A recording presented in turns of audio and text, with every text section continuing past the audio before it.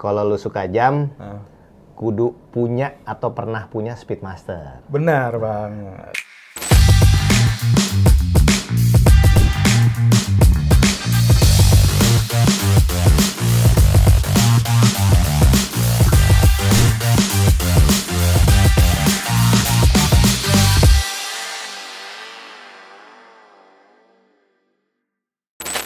Halo bro, hari ini gue mau ngobrol dengan salah satu kolektor brand jam yang mungkin dibilang undervalue dari Rolex, Patek, EP.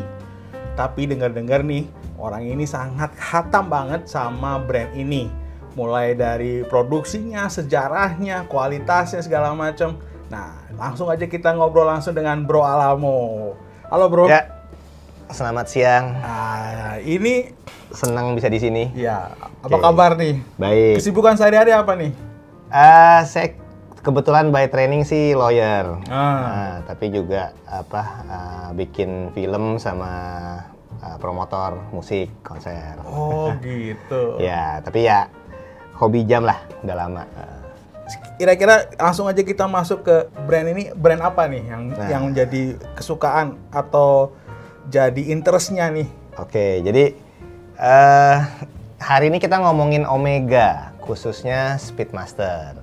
Oke, jadi ya saya ngefans lah sama yang namanya Speedmaster. Kenapa? Karena memang sejarahnya juga cukup menarik, ya, gitu ya untuk dibahas. Jadi dan saya lihat juga belum ada konten bahasa Indonesia yang bahas ini secara cukup dalam. Bener banget. Padahal banyak sekali fakta-fakta maupun produk-produk yang menarik lah. Nanti kita lihat di salah satu contohnya. Kebetulan di sini ada banyak barangnya. IDWX kebetulan cukup lengkap. Jadi kita bisa bahas satu-satu, ya kan? Oke. Nah ini sejak kapan nih suka brand Omega ini nih? Sejak kapan? Aduh, Omega itu gini. Jadi dari dulu suka jam mekanik. Oke. Nah, Omega ini memang dari dulu keren-keren lah. Dari Seamaster-nya, yang pertama saya punya tuh Seamaster sebenarnya. Oh ya. Seamaster 300 yang vintage. Vintage. Tahun berapa tuh gitu? Jamnya tahun 57. Wow, vintage ya. Ya lama-lama makin dalam, ya udah Speedmaster. Speedmaster. Karena ada di dunia jam itu kolektor ngomongnya kalau lu suka jam, kudu punya atau pernah punya Speedmaster. Benar banget. Kenapa? Ya kan? Itu yang kita bahas hari ini mungkin. Speedmaster ya? Berarti Speedmaster. jam favorit Omega-nya Speedmaster nih? Kalau Omega yes, Speedmaster. Gitu Oke. loh. Karena memang banyak latar belakangnya, sejarahnya yang sangat-sangat menarik lah kita bisa bahas. Bro Alamo, Ya. kenapa Omega? Why Omega? Omega tuh mungkin kalau boleh dibilang dia undervalue, underappreciated. Benar. Dan kalau dulu itu boleh dibilang dia entry level.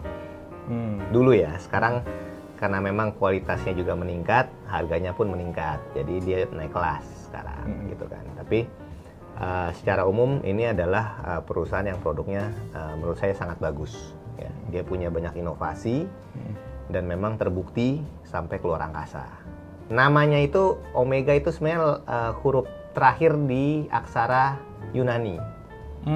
Nama Omega itu ya? Omega itu aksara terakhir. Jadi di aksara Yunani itu ada 24. Ini yang terakhir. Kalau kita sering dengar mungkin Alpha Omega, Alpha yang pertama, Omega yang terakhir. Nah, Omega ini kenapa Omega? Omega itu maksudnya mentok. Terakhir. Kesempurnaan. Benar. Gitu loh. Jadi itulah namanya yang dipilih oleh pendirinya. Louis Brand namanya. Dia berdiri tahun 1848. Namanya dulu bukan Omega. Benar. Nama awalnya tuh La General Watch Company. Iya. Ya. Tahun 1903 dia ganti nama jadi Omega.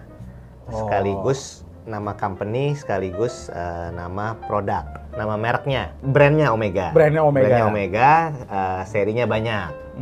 Gitu kan, ada chronograph, ada macam-macam lah. Gitu kan. Nah, tapi yang notable itu mungkin tahun 57. Tahun 1957 itu Omega mengeluarkan trilogi Master.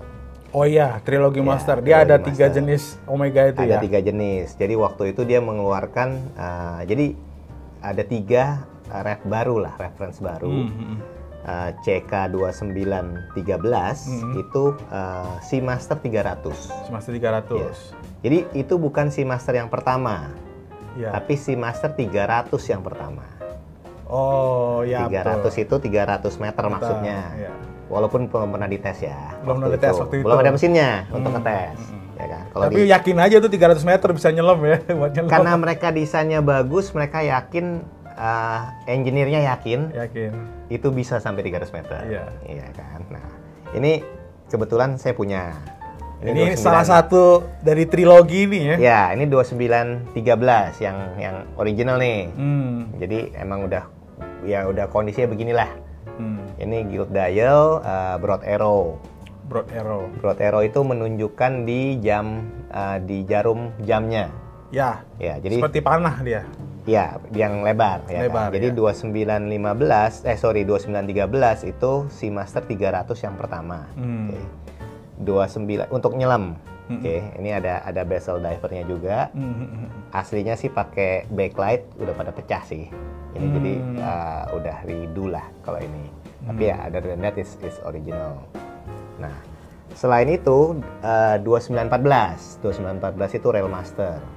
Railmaster ya. Railmaster itu mengutamakan ketepatan dan anti magnetik.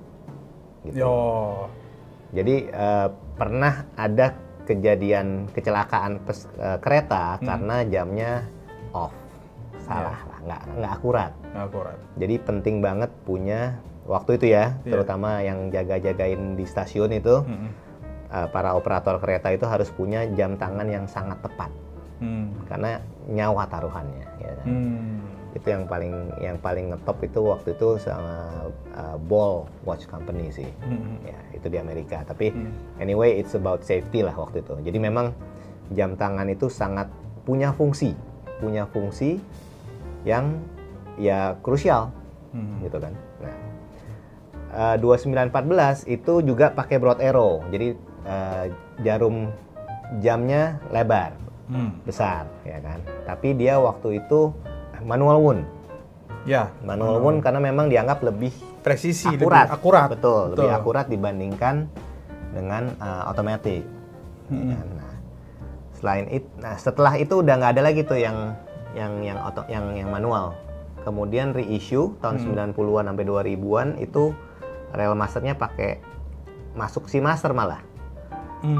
Dan itu otomatis, coaxial. Yang sekarang pun juga begitu, ya kan. Ya, nah, ini juga contoh nih punya IDWX. Ini Seamaster. Ya kan, ini Seamaster yang James Bond. Nah, di James Bond yang ini itu pakai tanda marking seperti ini. Ada arrow-nya kayak arrow. Ya, ini juga orang bilangnya broad arrow. Atau peon. Peon itu menunjukkan kepunyaan kerajaan. Iya, katanya milik khusus nih ya dari buat kerajaan.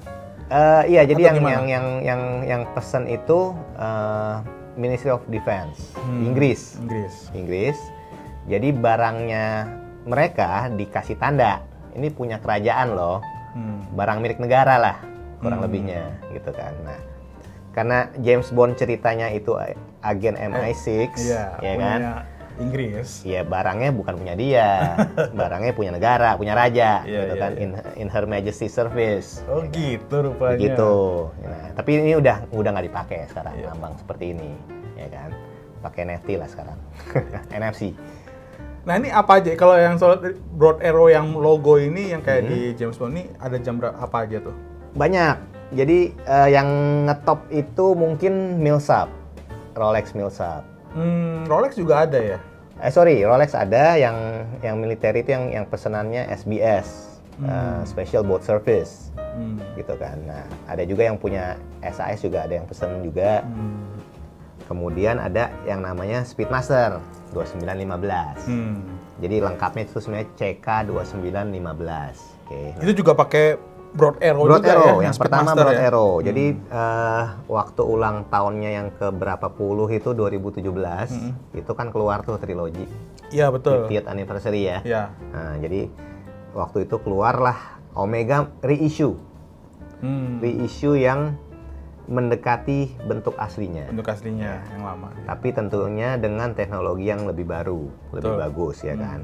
Kalau kita suruh pakai jam yang mesinnya jadul kan, ya kasihan juga gitu loh. Takutnya udah kalah lah. Teknologi kan berkembang terus, betul. Jadi Omega juga sama seperti yang lain juga inovatif di situ.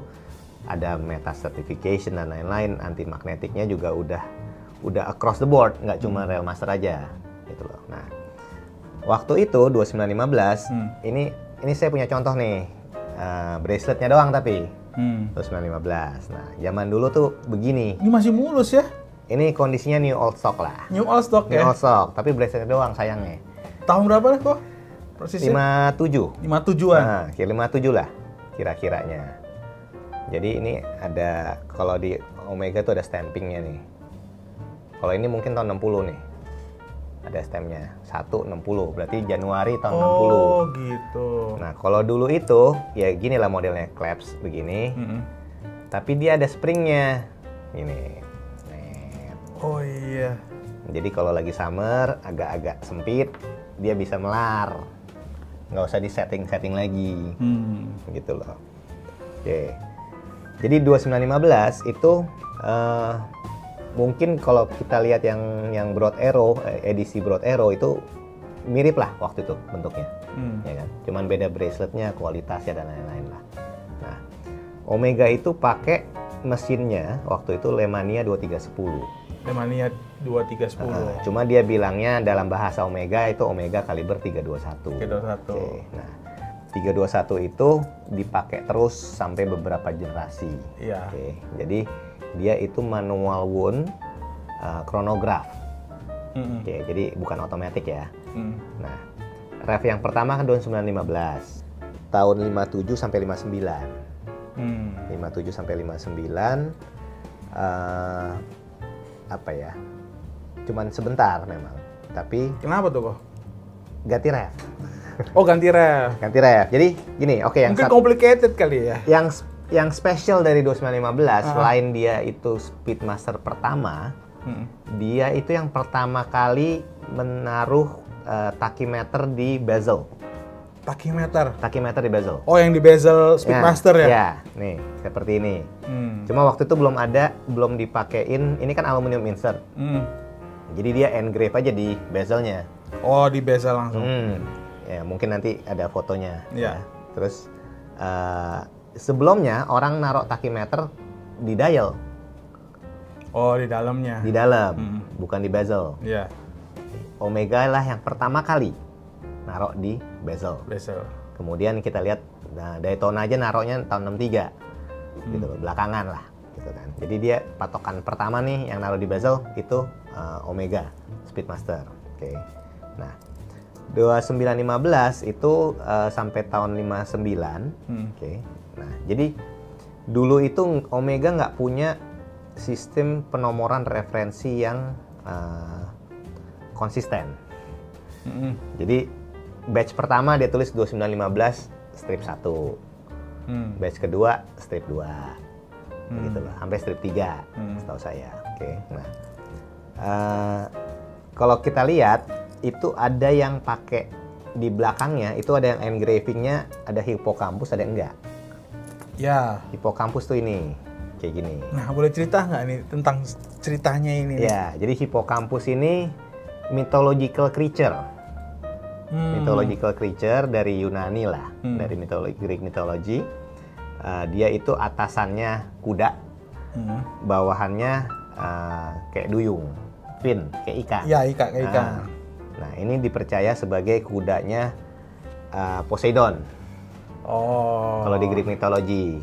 Kalau Roman mythology, kudanya Neptunus, raja laut. Dewa laut. Ya kan? Nah, jadi ceritanya waktu itu yang ada engravernya Omega, namanya Jean-Pierre Borle. Dia itu yang bikin engraving constellation di belakangnya, koni kita bilangnya.